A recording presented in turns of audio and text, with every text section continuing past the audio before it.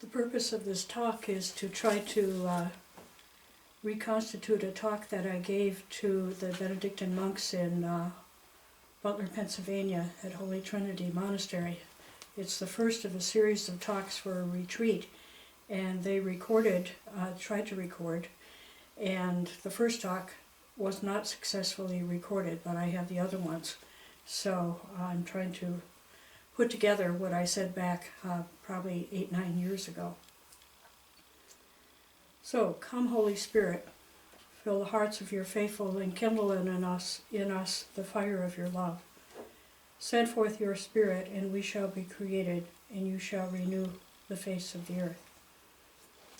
The theme for the retreat this week is based on a quotation by Olivier Clément, a French lay Orthodox theologian who frequently gives a series of talks at Notre Dame in Paris.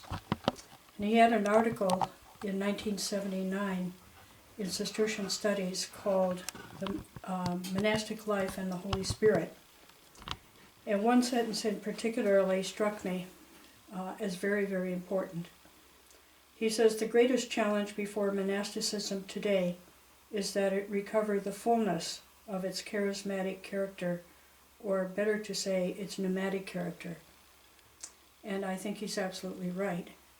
Now, he's either right or he was wrong, and I think my talks this week are an attempt to really just unpack that challenge before us. If the greatest challenge before monasticism today is that it recover its monastic fullness, its charismatic fullness and pneumatic fullness, how do we do that? How do we open ourselves to the Holy Spirit?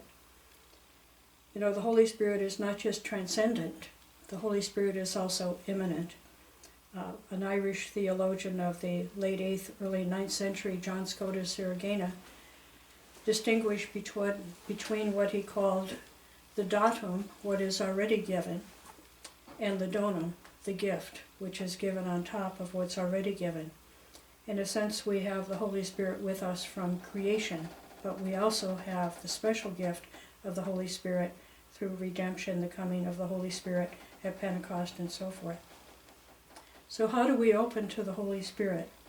How do we deepen ourselves and widen our hearts? There's one phrase from the prologue of the Holy Rule, which has always struck me as a very Eastern quotation, that we must open our eyes to the deifying light. That's the way it's translated in the Leonard Doyle translation, the older translation that came out of Collegeville, the little book that most of us know. But the RB 80 and also Abbot Patrick, they did not translate it that way. The light which is divine. But it's a deifying light, and I think you monks would understand it in terms of the Eastern theology of grace, which is deification, that illumination, that as we open our spiritual eyes, we are deified. We become partakers of the divine nature.